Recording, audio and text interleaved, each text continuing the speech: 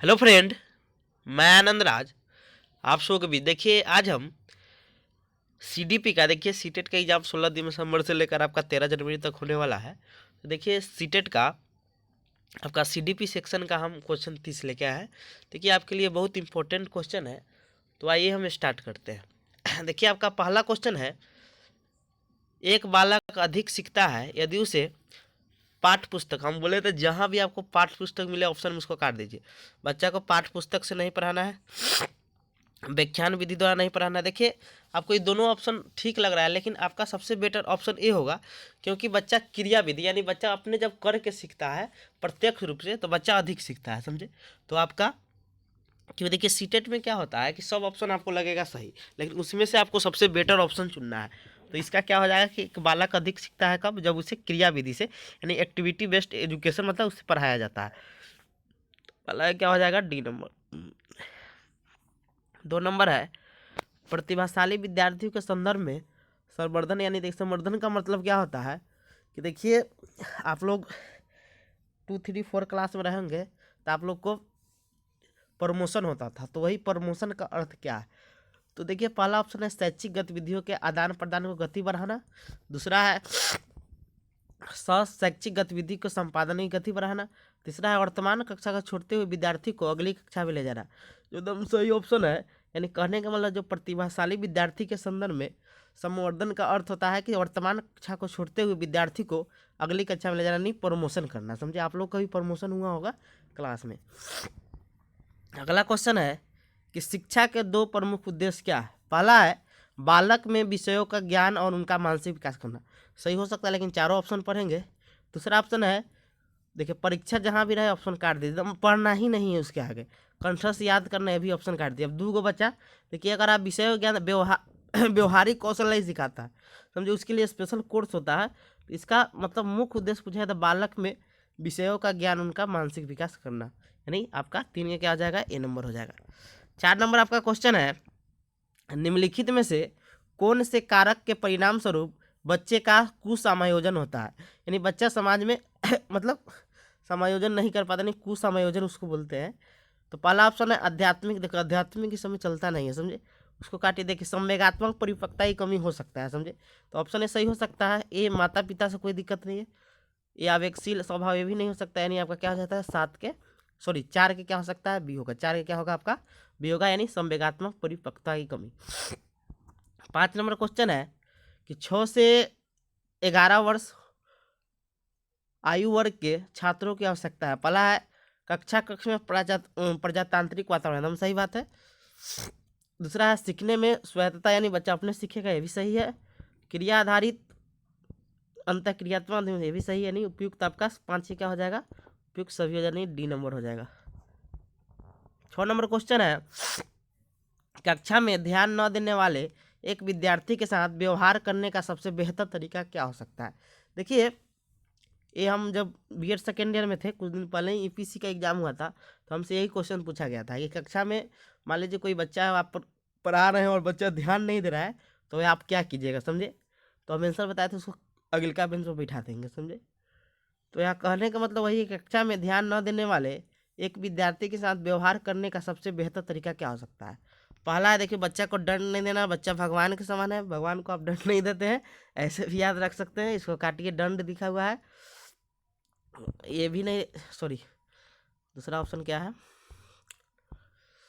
बच्चे को ऐसे स्थान में बैठाना जहाँ ध्यान कम भटके, ये सही हो सकता है। मतलब आगे बैठा दीजिए तो बच्चा डरा कि फ्रंट पर है, तो ये सही हो सकता है। तीसरा है काम करते समय बालों को खड़ा करना ताकि वो ध्यान से देख सके, खड़ा नहीं करना है, ये दंड हो गया एक, मेंटली मतलब हो गया। डी नंबर है बालक का ध्यान आकर्षित करने, बालक को अवकाश तो देना नहीं है, तो आपका क्या हो जाएगा, तो बी नंबर हो जाएगा, बच्चों को ऐसे स्थान में बैठाना जहाँ ध्यान कम भटके। 6 के बाद आप देखते हैं 7 नंबर क्वेश्चन पर। 7 नंबर क्वेश्चन है कि बालक विविध, विविध मतलब होता है बहुत सारे प्रकार से, यदि बालक विविध प्रकार से सीखता है, शिक्षण के भाषण तो होगा नहीं। दूसरा ऑप्शन आपका है प्रयोग द्वारा, सही बात है, प्रयोग द्वारा बच्चा सीखेगा। विवेचन प्रश्न पूछने एक क्रिया द्वारा, ये आराम से आपका हो सकता है। निर्दिष्ट बच्चा को पाठ्य पुस्तक बोले जहाँ भी रहे काट दीजिए, यानी आपका बी हो जाएगा, समझे, यानी 7 क्या हो जाएगा आपका, बी नंबर। 8 नंबर क्वेश्चन है कि सामाजिकरण एक प्रक्रिया है जो एक बालक को धीरे धीरे क्या बनाती है, तो एक सामाजिक प्राणी पर पूछेगा। सामाजिकरण धीमा प्रक्रिया है या तेजी से प्रक्रिया होता है, धीमा प्रक्रिया, याद रखिए। सृजनशील बालक के बारे में कौन कथन सही नहीं है, पहला ऑप्शन है सृजनशील बालक जिज्ञासु एकदम सही बात है, कोई चीज जानने की इच्छा रखते हैं। सृजनशील बालक देखिए साहसी होता है तब ना कोई काम को करने का इच्छा रखता है, समझे, यानी इस गलत दिया हुआ है, समझे। तो यही आपका क्या हो जाएगा, कौन सा कथन नहीं है, तो यही आपका क्या हो जाएगा, आंसर हो जाएगा, यानी 9 का क्या हो जाएगा, बी हो जाएगा। और पढ़ लेते हैं, सृजनशील बालक बहुमुखी होते हैं, यानी बहुमुखी मतलब बात करने में अच्छा होते हैं, यानी बहुमुखी व्यक्तित्व के होते हैं। सृजनशील बालक की मतलब ये भी सही है, तो आपका क्या हो जाएगा, बी नंबर क्या है कि वो सृजनशील बालक की विशेषता नहीं है, तो क्या हो जाएगा, यही हो जाएगा बी नंबर। 10 नंबर में है निम्नलिखित में से किस चिंतक ने बाल केंद्रित शिक्षा का समर्थन किया था, तो आपको मालूम होगा जॉन डीवी थे जो आपका बाल केंद्रित शिक्षा का समर्थन किए थे, जॉन डीवी, याद रखिएगा। 11 नंबर क्वेश्चन है कि शिक्षण एक प्रक्रिया है, पहला ऑप्शन है शिक्षक द्वारा अधिगमता ज्ञान के हस्तांतरण की, अधिगम को निर्देशित करने की, अनुदेशन देने की, चौथा है शिक्षण अधिगम का यही आपका हुआ कि मेन उद्देश्य क्या है कि अधिगम को सरलीकरण करना क्या है, शिक्षण का एक प्रक्रिया है, समझे, यानी 11 का डी हो जाएगा। 12 नंबर है कि कोहलबर्ग के सिद्धांत की मुख्य आलोचना क्या है, कोहलबर्ग ने बिना अनुभव लिया था, बच्चा सब लिया था, ये सही है, मुख्य आलोचना कारण ये नहीं है। दूसरा कोहलबर्ग पढ़े कि नैतिक विकास, ये भी है, विकासात्मक हो तो सही है। कोहलबर्ग देखो हाँ ए वाला होगा कि कोहलबर्ग जो था ना पुरुष अपने सिर्फ मतलब पुरुष पर किया हुआ था, समझे, तो कोहलबर्ग पुरुष और महिला के नैतिक तर्क में सांस्कृतिक विभिन्नताओं को ध्यान में नहीं रखा था, यानी पुरुष और महिला के जो नैतिक तर्क में जो सांस्कृतिक विभिन्नताएं थे उसको क्या किया था, वो ध्यान में नहीं रखा था, यही आपका क्या हो जाएगा, 12 का क्या हो जाएगा, सी हो जाएगा। अस्पष्ट अवस्था तो बताया ही था, समझे, नहीं 6 अवस्था बताया था, तो क्या हो जाएगा, 12 का सी हो जाएगा। 13 नंबर क्वेश्चन है कि प्राथमिक कक्षा के बालकों के लिए अनुशिक्षण की उपयुक्त विधि कौन सी है, तो बच्चा खेल विधि से सीखता है, जो फ्लोरवेल आपको बताया हुआ था कि बच्चा खेल विधि से पढ़ाना चाहिए। 14 नंबर क्वेश्चन है अब कि प्रत्येक शिक्षार्थी अपने आप में अद्वितीय, अद्वितीय यानी व्यक्तिगत भिन्नता है, यानी एक दूसरे से क्या है, भिन्न है। इसका अर्थ क्या हुआ, किसी भी दो शिक्षार्थी की योग्यता, रुचि या प्रतिभा समान नहीं होगी, यानी बच्चा जुड़वा भी होगा तो क्या होगा, उसमें समान नहीं, यानी क्या हो जाएगा, 14 का ए नंबर हो जाएगा। 15 नंबर है कि शिक्षण को और अधिक प्रभावी हो सकता है यदि छात्रों को स्वयं कार्य करने की स्वयंता और नियंत्रण दिए, एकदम सही बात है, बच्चा को स्वयं देंगे तो बच्चा क्या करेगा, बहुत अच्छा से करेगा, समझे, तो क्या हो जाएगा आपका 15 का ए हो जाएगा। 16 नंबर क्वेश्चन है आपका कि आत्म केंद्रिता संज्ञानात्मक विकास की, देखिए आत्म केंद्रित बच्चा दूसरा अवस्था में रहता है पियाजे के, यानी आपका पूर्व संक्रियात्मक अवस्था या क्रियात्मक, देख लीजिए कि नहीं पूर्व ने दिया है, यानी आपका 16 का क्या हो जाएगा, बी नंबर। 17 नंबर क्वेश्चन है कि प्रतिभावान बालक की बुद्धि लब्धि, आपको मालूम है प्रतिभावान बालक की बुद्धि लब्धि 140 होती है। अगला क्वेश्चन है कि भारत सरकार ने प्राथमिक विद्यालयों में मध्याह्न भोजन योजना की शुरुआत की, यह योजना अभिप्रेरणा किस सिद्धांत, देखिए मानवतावादी सिद्धांत पर आधारित है, यानी 18 क्या हो जाएगा, डी नंबर हो जाएगा। 19 नंबर है एक उत्तम शिक्षक वह है जो छात्रों के वांछित, देखिए हाँ वांछित व्यवहार, वांछित मतलब सही दिशा में एक व्यवहार परिवर्तन लाए, वही क्या है, एक उत्तम शिक्षक, यानी 19 का क्या हो जाएगा, ए नंबर हो जाएगा।